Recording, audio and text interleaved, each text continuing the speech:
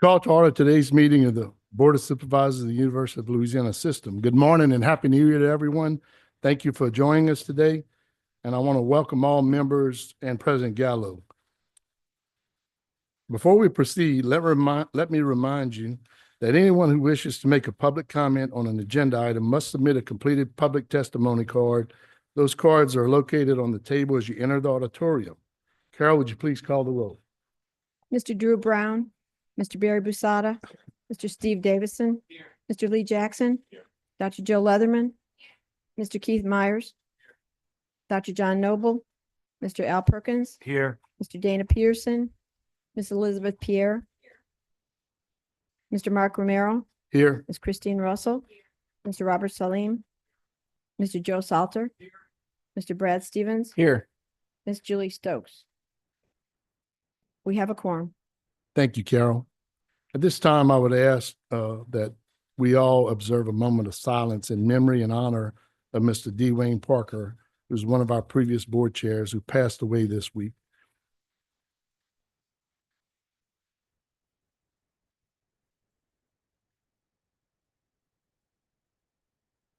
Mr. Salter, if you could please lead us in the invocation.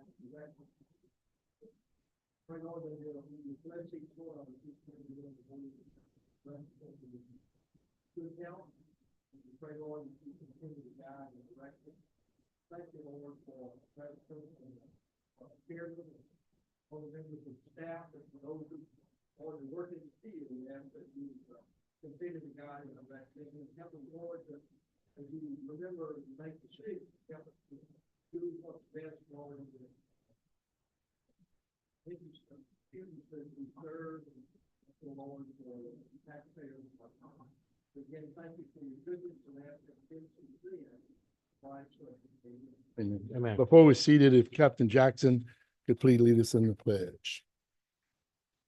Allegiance to the flag of the United States of America and to the republic for which it stands, one nation, under God, indivisible, with liberty.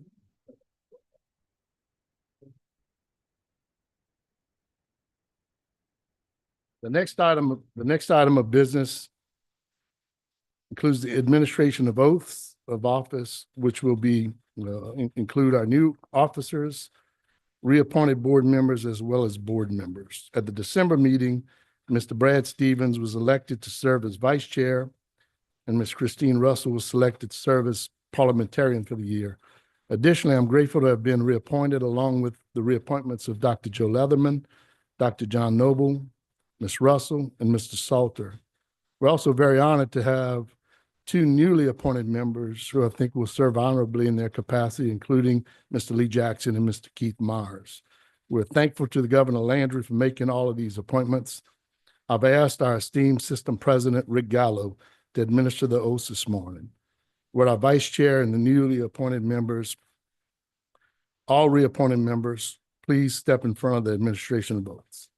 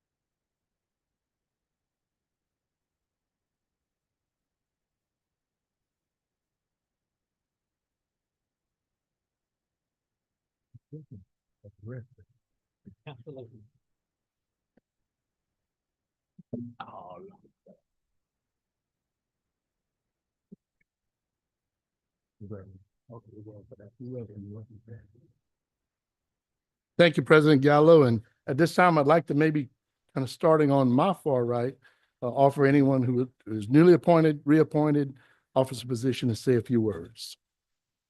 Captain Jackson. Well, first off, I want to thank you all for welcoming. I look forward to advancing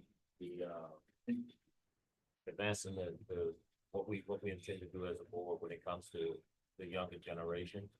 I do believe there's a lot of work to be done, and I look forward to playing a role in that. Thanks a lot.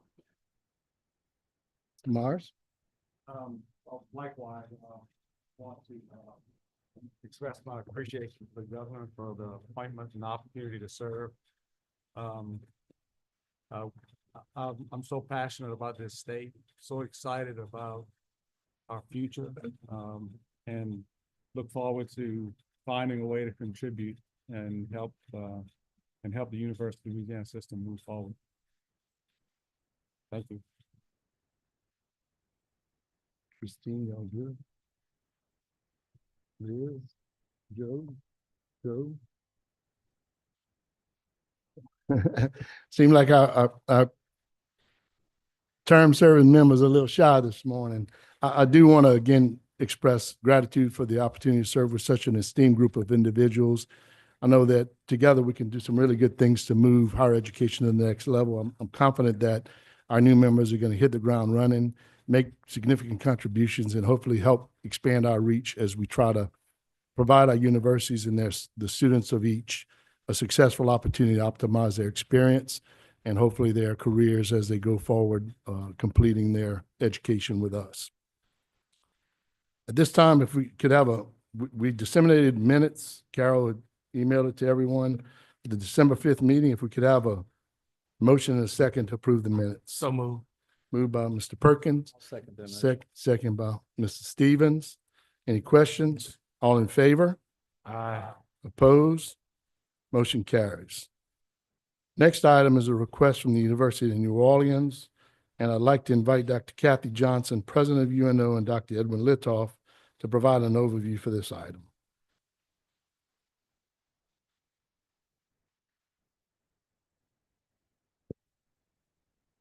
Good morning. Thank you, Mr. Chairman, members of the board, President Gallo. Thank you for giving us time on the agenda this morning. I just wanted to preface this item by saying that I've been in my role now and living in the beautiful state of Louisiana for about 13 and a half months. And through that 13 and a half months, I have come to so deeply appreciate the role that the University of New Orleans has played in our region, across the state, in so many ways. I really, a day doesn't go by when I don't meet alumni who want to tell me the stories of the outstanding education that that they have received, their influence in our region and across the state in terms of being leaders in business, in government, in the arts, in tourism, and of course in education, is just indescribably powerful to me and makes me so happy to get up and go to work every day. I also have so appreciated the incredible dedication demonstrated by our staff and our faculty, contributing to our mission, in service of our students, in service of their disciplines. And of course, our students inspire me every day with their dedication to their education, with their optimism for their futures, which hinges in part on their educational attainments. So with all of that, I just want you to know that the recommendation that I am making to you this morning is not being made lightly. It's incredibly difficult. In fact, it is gut-wrenching. But it's a step that I feel that I must take in order to ensure that my university is able to continue serving the state of the state of Louisiana for generations to come. So with that as a preface, I would like to turn the microphone over to my colleague, Dr. Little. Good morning, Mr. Chair, Mr. President, members of the board.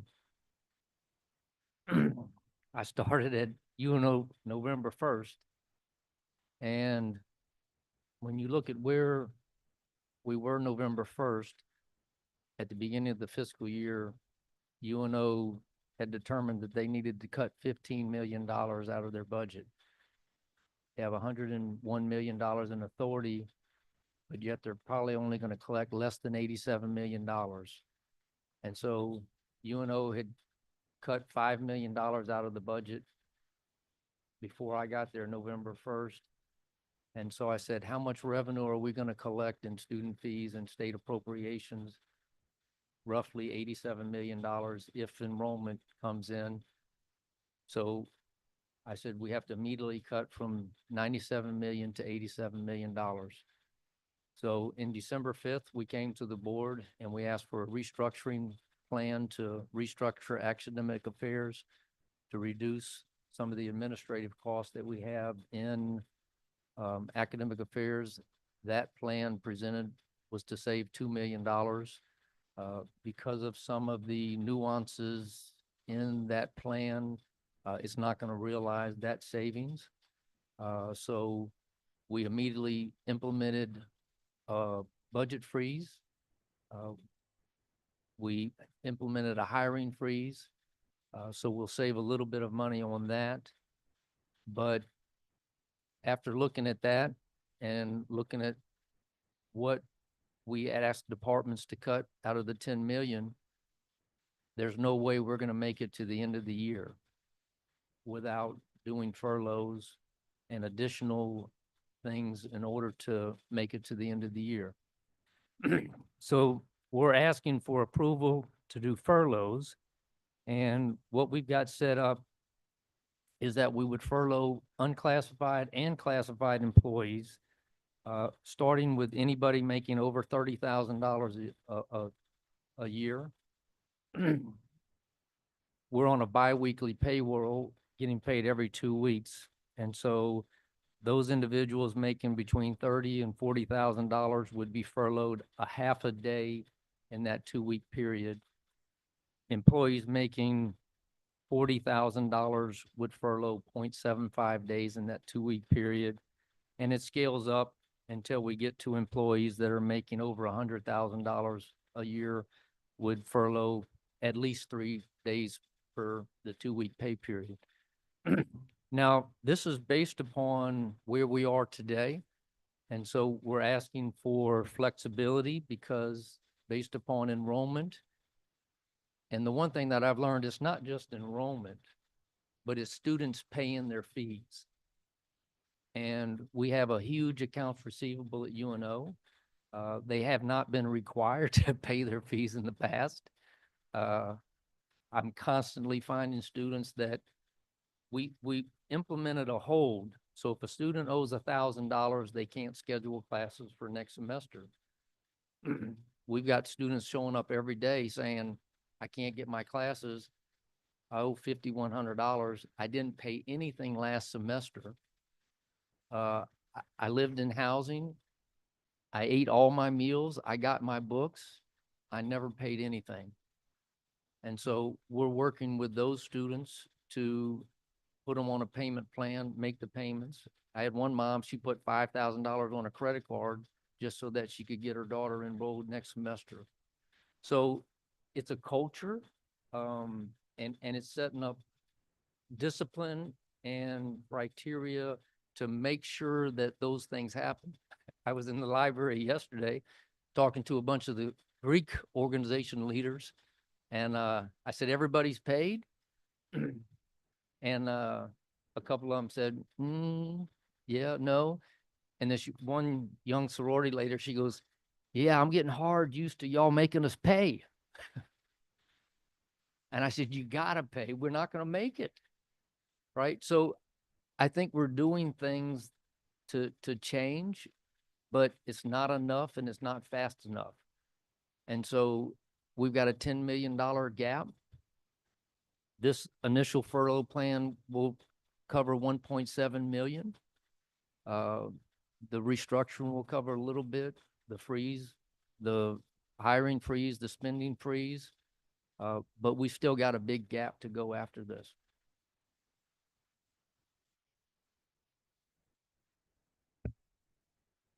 Thank you, Dr. Johnson. Dr. Letoff, any questions from the board?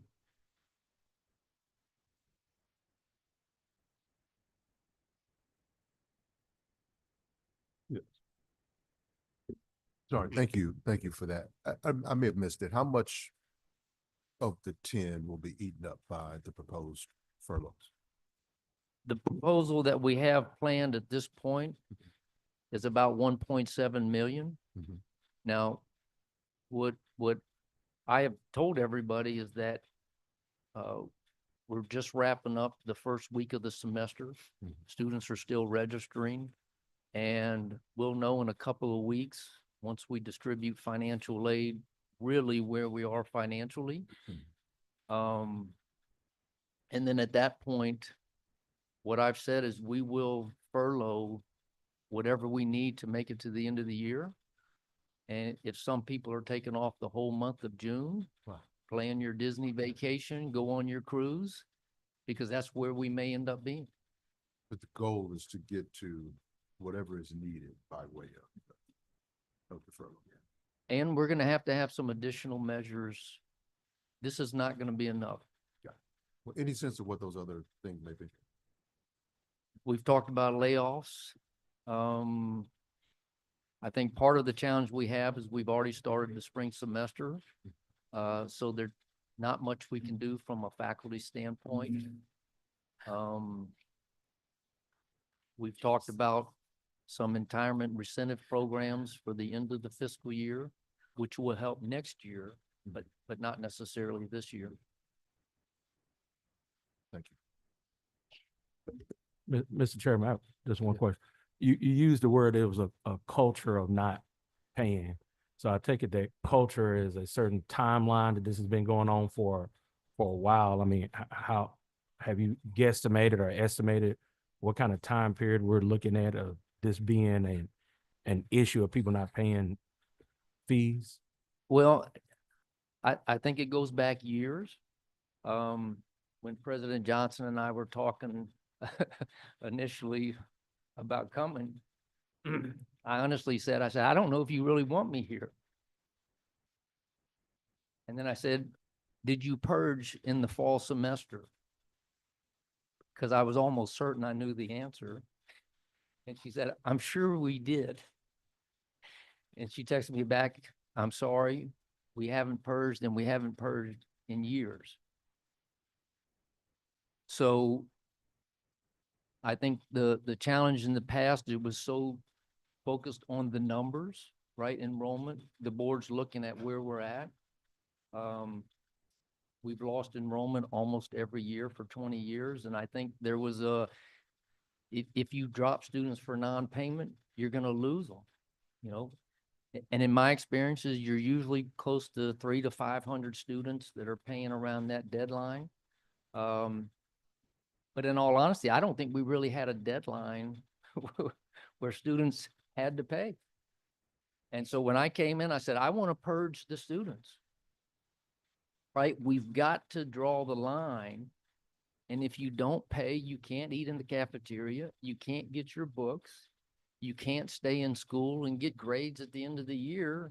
And then if you fail out, I'll never get it. And the only way I'm getting some now is you're coming back in the spring. And then everybody said, Edwin, you can't purge. We can't purge. We can't purge. And then as we get closer, I realize there's a lot more things that are broken than just purging. Scholarships are not posted, financial aid issues we have. So there's a lot involved, and maybe I was naive in coming and saying, we can do this pretty quickly, but we can't. It's going to take time because we can do a lot of changes for the fall, but we're 4 days into the semester. I'll give you this other little thing. Because we just implemented Workday. So part of this challenge is you got a new ERP system that's going in place that nobody else in the country has. Southeastern Louisiana Tech and UNO started this together, and the student is a brand new module. We're building it as we go, testing it as we go. And the other day, when they set Workday up 8 months ago, they put a notice out there that says 4 days before a certain date, you have to pay your fees. And so our fee payment deadline was January 13th on Sunday. And I got really concerned because when I'm checking the bank statement every day, I'm not seeing money being deposited in the statement, in the bank account. And I'm starting to panic because we've got payroll to make tomorrow. And if I don't have the student tuition coming in, I'm worried about making payroll. And so Workday, they set it up. I don't think anybody realized it, but I think Tuesday or Wednesday, a notice went out to everybody that says, you have 4 days to pay your bill. Well, students started panicking and said, and the line for the bursars to pay all of a sudden got long, and everyone is concerned because I still have financial aid out there. My scholarships haven't been posted. I've got TOPS. I got this notice. And so I said, well, what happened to the notice? And somebody said, oh, well, they set that up. And I said, well, thank goodness we did, because all of a sudden now there's a concern. I got to pay. And people are showing up to pay. But we still got to work out the financial aid issues and some of the other issues to say, this is how much you pay. And that's what students were concerned about. How much do I pay? And so we're offering the payment plan and giving them a payment plan to make 4 payments for the semester to do that. So I think we've done some things to start that process, but there's a lot more that we have to do.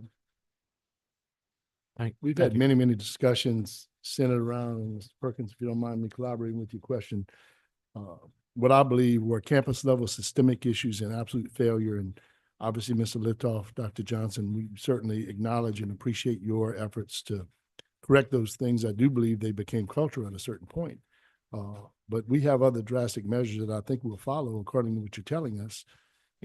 We want to expedite those in the most successful and timely way. But you're moving part of the problem through this plan. We look forward to hearing more about getting the university back in the fiscal health that will allow you to responsibly deliver the educational experience and success that we know UNO was credited for in the past. But time's not our friend right now. So we just can't hesitate. I know we made some changes, aware of some other things that presented themselves. I'll share I think it's fair to share this. We have a student fee that was developed in part associated with a parking and paving plan that was put in place several years ago. The bond covenants require us to collect a certain fee. We weren't even collecting it. So things have gotten that far out of tolerance. And again, this is difficult. I know our board is going to be very steadfast and attentive to your needs, but we got to responsibly move those things forward and expeditiously bring some resolve. I don't know that we necessarily have an ease of asking for support, financial support. I think we need to dig within and do the best we possibly can to remedy the circumstances that have gotten us to this point. But it's tough.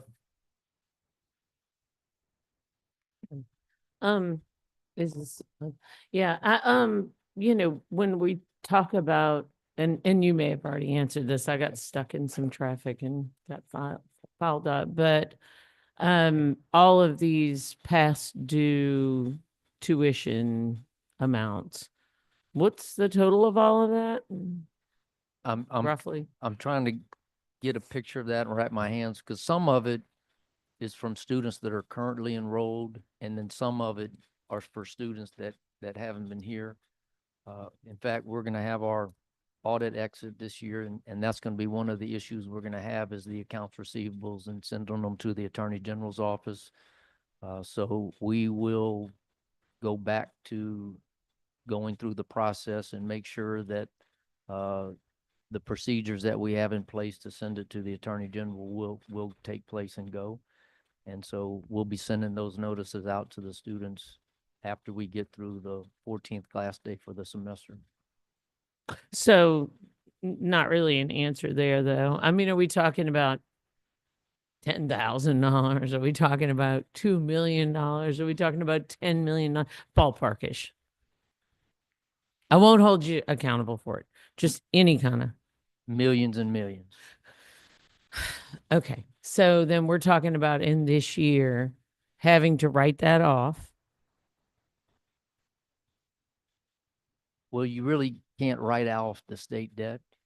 We'll send it to the Attorney General for collections, and as part of that collections, they'll take it from tax returns and go through their procedures that they collected. So we'll get a certain amount back, but there'll be some that we won't be able to. Approximately how far back do they go?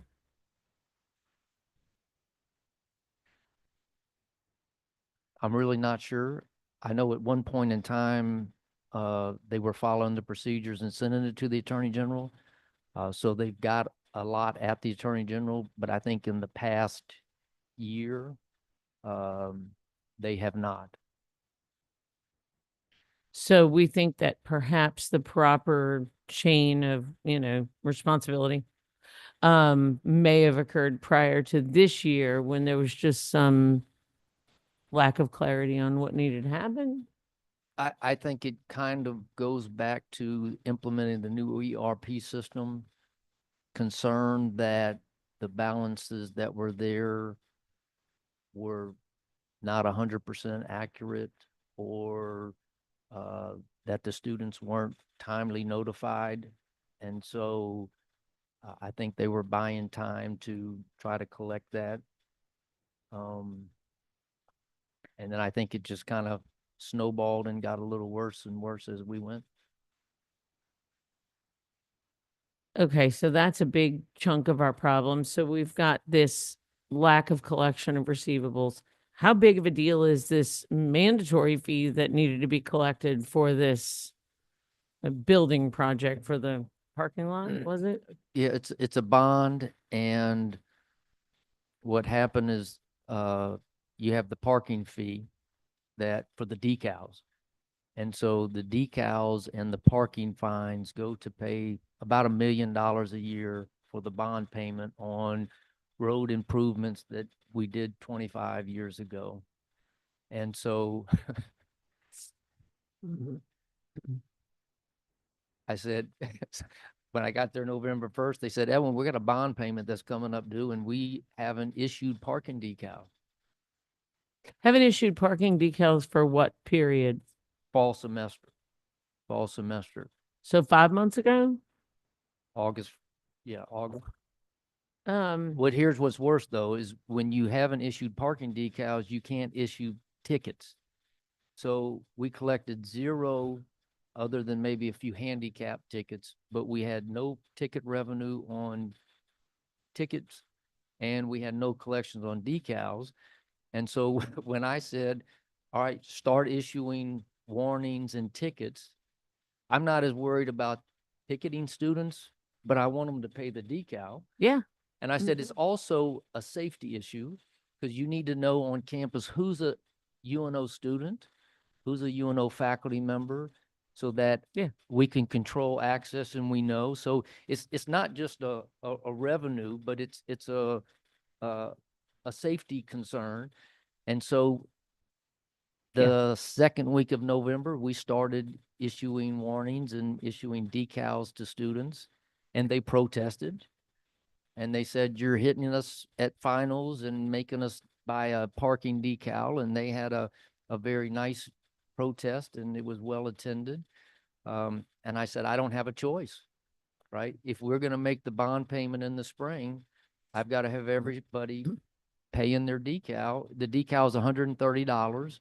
And if you waited till the spring, then it's $100. So a lot of students chose to wait till the spring and buy their decal in the spring. So how does something like that get overlooked?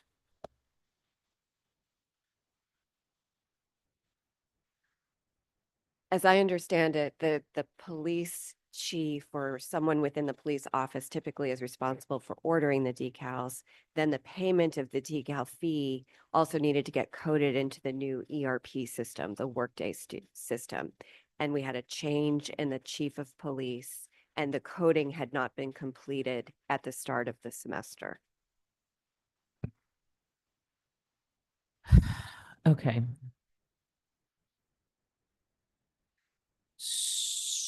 And then the students had a protest because they just thought, well, maybe they decided not to continue charging for parking decals. Well, because we charged them at the end of the semester, when we should have charged them in August. Charged them in arrears. And I jokingly said, I should charge you interest.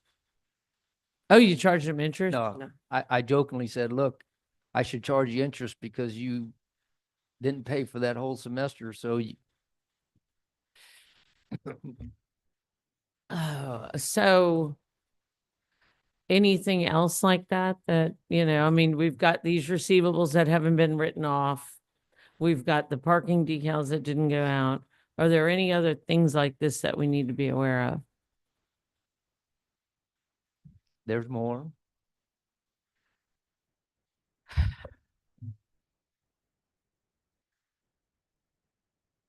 So, yeah, just one more. So the plan for right now, we know that we've had layoffs, well, repositioning and layoffs, I guess.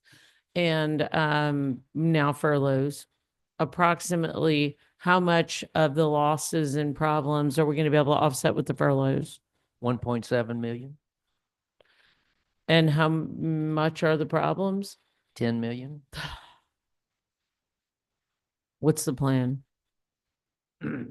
We've done the spending freeze. So I'm ballparking a million in savings there. We've got the hiring freeze. So potentially $1 million to $1.5 million there.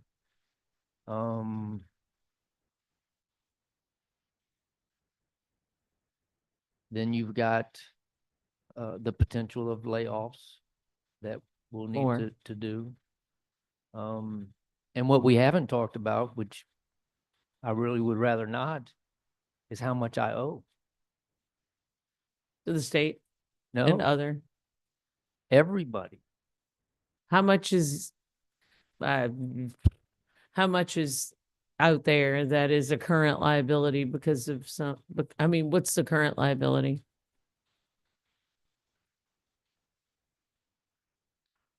$12 million. Okay, so you had, you've got, let's say 8, just for argument's sake, on the receivables that need to be written off? I mean, I'm just arbitrarily pulling a number out of the air. So, I mean, 8 million AR, a $10 million problem, and that was overall beyond the furloughs? That was as of Tuesday. And that's And- with and- the but- AP and AR problem? Just AP. But my challenge is I've got 2.4 million to pay Bernhard for the rest of the year. I thought Bernhardt was supposed to be a money-making thing for us. Is that the energy? Right, Yeah. right, right. It's revenue neutral, but I'm still paying them every month for the services that they're providing for the upkeep and of the mechanical facilities.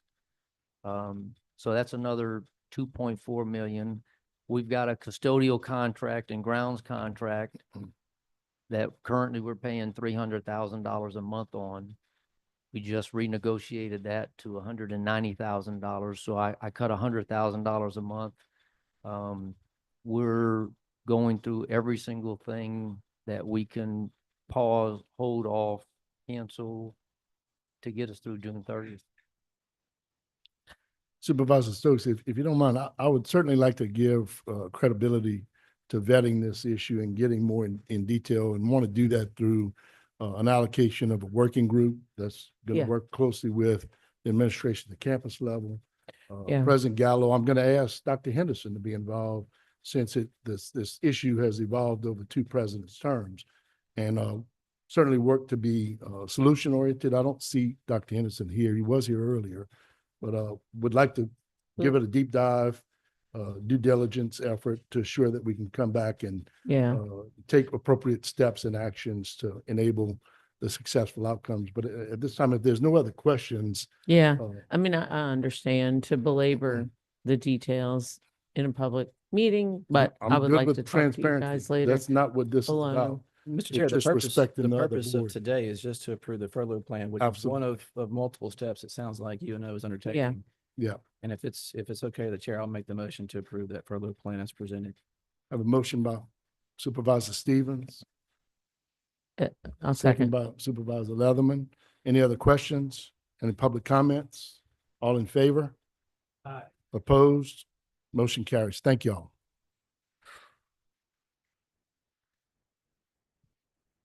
Next, we have president evaluations to include 4 universities: Dr. J. Clement Nichols, Dr. William Wainwright, Southeastern Louisiana University, Dr. Joseph Savoy, University of Louisiana at Lafayette, and Dr. Ron Berry, the University of Louisiana at Monroe.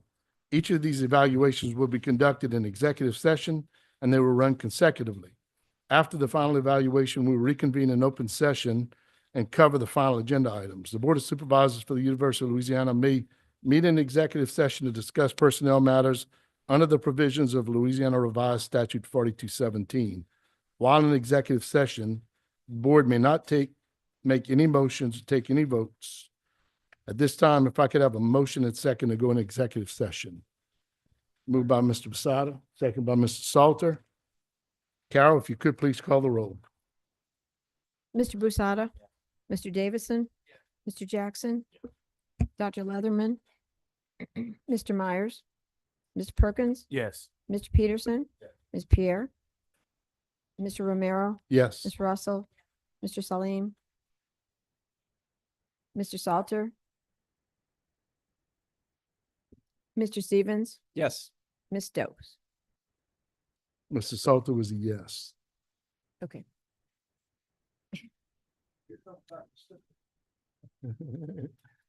It's approved. Thank you. Mr. Salter also submitted a requisition that we upgrade the audio. I'm sure that'll be at the top of the stack. The board, thank you, and motion passes. The board will adjourn to executive session in room 132.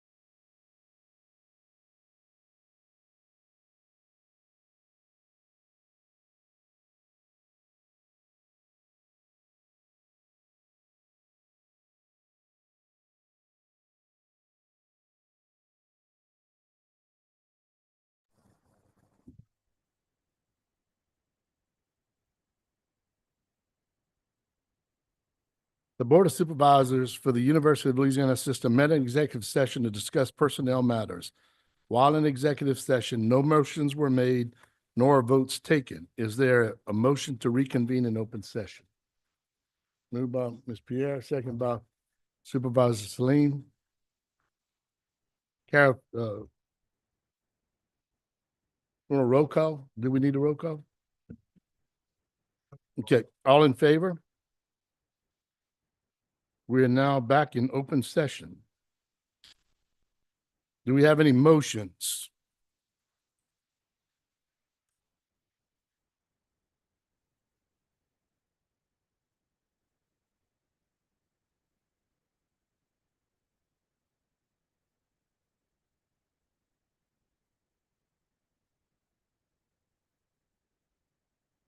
Mr. Chairman, Mr. Perkins, I'll make a motion that we will have the president of our the University of Louisiana System.